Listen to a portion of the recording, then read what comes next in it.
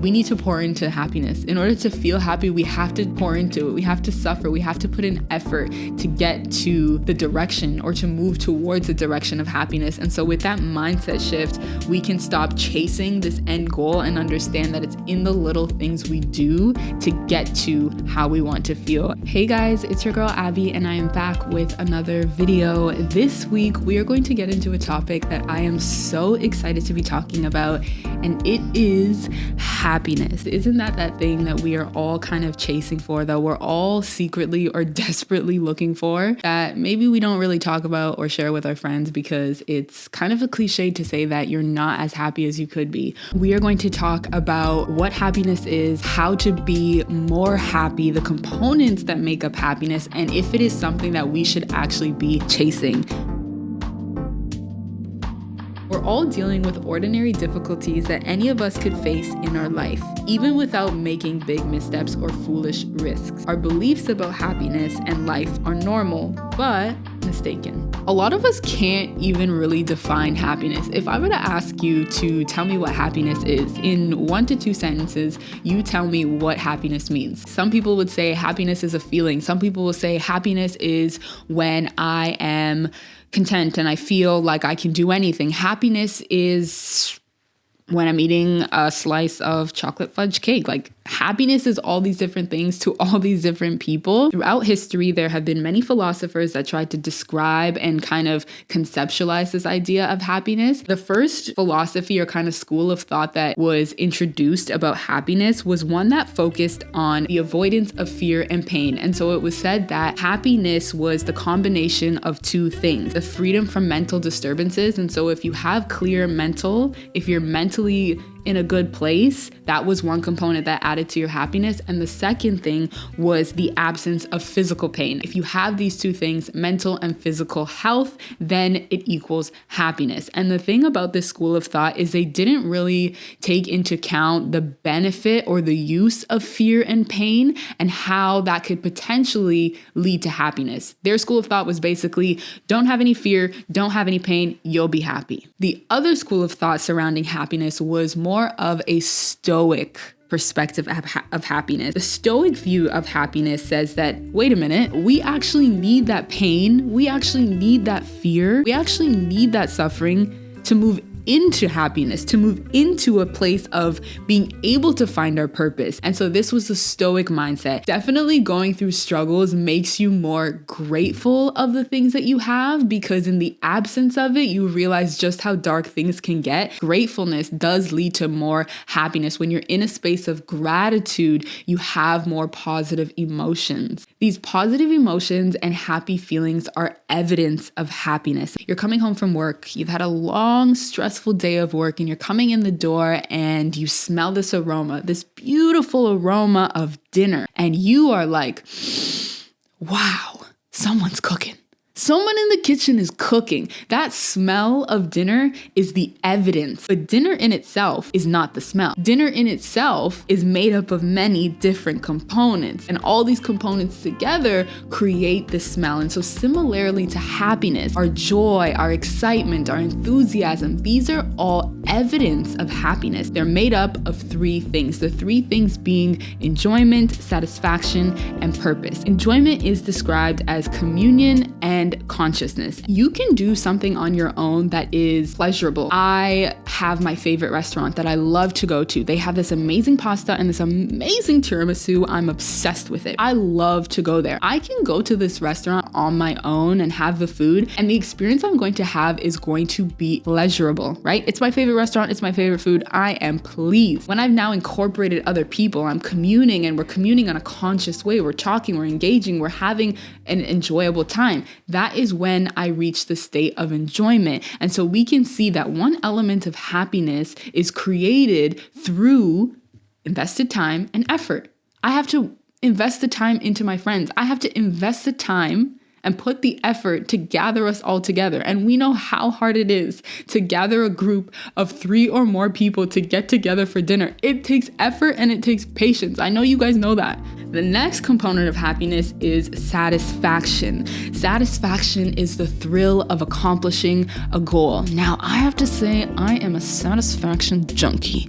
I am a junkie for ticking something off the box, ticking something off of my checklist. Oh my goodness, I am guilty of it. I am guilty of it. Satisfaction does not come from you taking the easy way out of something. In order to have that satisfying feeling, you have to actually put in the work so that it feels satisfying when you accomplish a task. Let's say you're going into an exam and you studied, man, you put in a week, 2 weeks studying that concept. And when you did your exam, you ended up with a, 85%, really good grade. Wow, you feel amazing. You feel satisfied. I really did that. I put in the work and look at the result. Compared to someone who did that same exam but cheated. Maybe they didn't really study. They had their buddy that let them cheat in the exam. When they got an 85% on that exam, on that test, they're not going to feel satisfied. They didn't put in any work. There is no satisfaction with that. So yes, you got the end result that was supposed to be pleasurable, but you didn't put in any work. And so it isn't going to be satisfying. You aren't going to feel that happy feeling. Satisfaction does not last. You have to keep chasing it. Satisfaction of one exam, one thing that you did really well, it's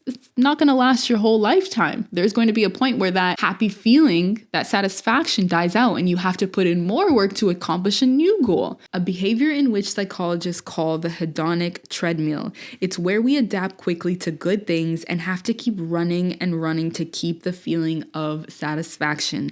This is especially true in worldly things like money, power, pleasure, prestige, or fame. Even when things are good in our life and we think that we have a good thing, it doesn't necessarily mean that you've reached a state of happiness. Doesn't necessarily mean that you're happy, because happiness is not something that you can get to even when you have the money, even when you have the fame or the job that you have been craving. If we don't actually understand or shift our mindset to understand the purpose and the function of pain, we're going to end up on this hedonic treadmill where we're chasing and chasing and chasing this feeling, not understanding that our mindset should be altered and shifted towards a direction of happiness so that we can constantly be walking towards that direction and constantly feel those feelings of happiness in balance with those feelings of unhappiness. Good things don't equal happiness. Actually, a balance of good and bad, a bit of suffering allows us to appreciate and feel happiness. I don't necessarily know or have the total understanding of why things happen, but I put my faith and my trust into something that is bigger than me, that does understand the makings of the world and the makings of the universe. So it's not up to me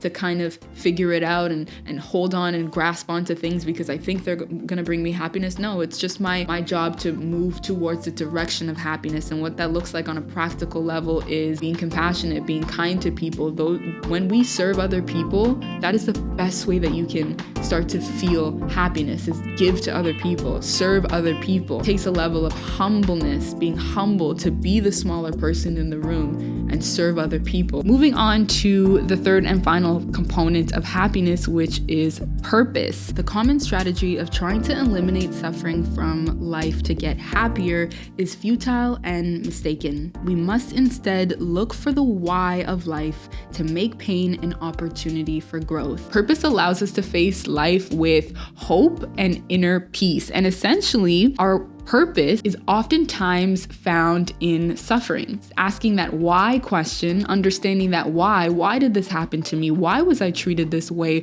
Why did this series of unfortunate events happen to me? Dissecting that and understanding that why actually helps us learn and grow. And so our pain, although it is painful and it's suffering, allows us, if we use it properly, to ask the right questions. And that leads us to a place of growth. The positive and negative affect schedule, and your affect is essentially your mood. And so it measures your positive and negative affect, your positive and negative mood. It determined that there are 4 different types of people. The first one being the mad scientist, who has a lot of happy feelings, but also a lot of negative feelings. The second type of person was the judge, that has below average positive feelings and below average negative feelings. And so they're kind of at this place of balance. They don't feel super high when things are great, but they also don't feel super low when things are great. So they're kind of like these leveled people, level-headed. I envy the judges, if I'm being honest. And then there are the cheerleaders. The cheerleaders have an above average amount of happy feelings, and they have a below average amount of negative feelings. So these guys are just going about life like cheerleaders, just happy about everything. And then we have the poets. The poets have below average positive feelings and above average negative feelings. And these people are more so of artists, because we've all kind of heard that, to be an artist, it usually comes from your suffering and your pain that's then turned and alchemized into art. And I will have to say that I did this quiz and I am a poet. I knew I would be a poet before I took it, because I was like, I can just relate to this. It was said that sadness actually stimulates a part of your brain that leads to productivity. And so when you're in a state of sadness or suffering, you actually have more energy to accomplish tasks that you wouldn't have before. And so in a way, pain and suffering or sadness is like a motivator. And so wherever you fall on this list, it's not to say that you have to change the amount of positive or negative feelings that you have or experience on a regular basis, but it's understanding that that is what makes you you. That is your unique makeup. And there is no better or lesser makeup of emotions. That is just what makes you unique. That's what makes you who you are. So regardless of where you fall on that, there is something that you bring to the table, and there are positive and great things about who you are and what you bring. You don't have to change your makeup, but it's just about managing, accepting your emotional makeup, but also managing your emotions. Even if you are someone that is more so on the high positive feelings, it's not necessarily that because you have more happy feelings that is a good thing. And excess of that can lead to a lot of risky and dangerous behavior. Everything has pros and cons. And so just because you have more positive emotions than the average person doesn't necessarily mean that is a pro. And so the key is to accept your emotional makeup. However it is, you were created that way. God created you that way for a specific reason. There is something that you bring to the table. There is a lot that you bring to the table. I guarantee you, when you're in a room of people, your perspective, your ability to be happy when most people are not, or your ability to see clearly when people are not, brings something special to the table. And so you never have to feel bad about where you fall on the spectrum of happy and unhappy emotions, but instead learn to manage it. I think this is a great time where you can pause the video and take out your journal and write down how you think that you can manage the emotions that you are feeling.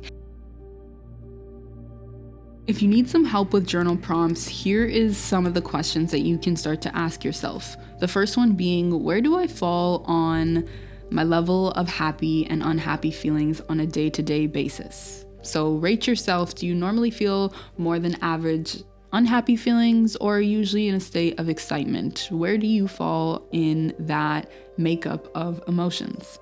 Now that you've found where you fall, let's write how you can find your balance. And so whether you experience higher than normal positive emotions or higher than normal negative emotions, wherever you are outside of that balance, how can you start to bring yourself into balance?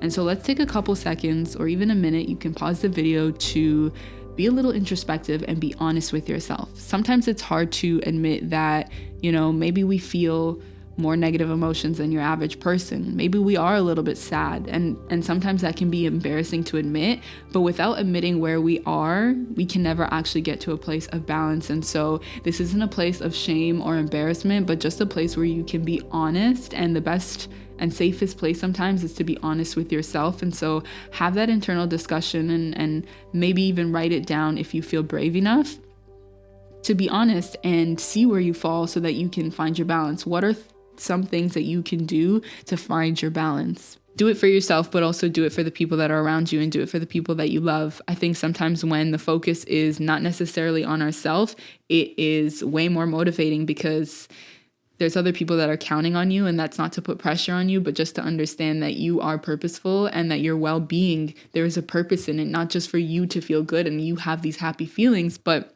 for everyone that's around you and that loves you and cares about you.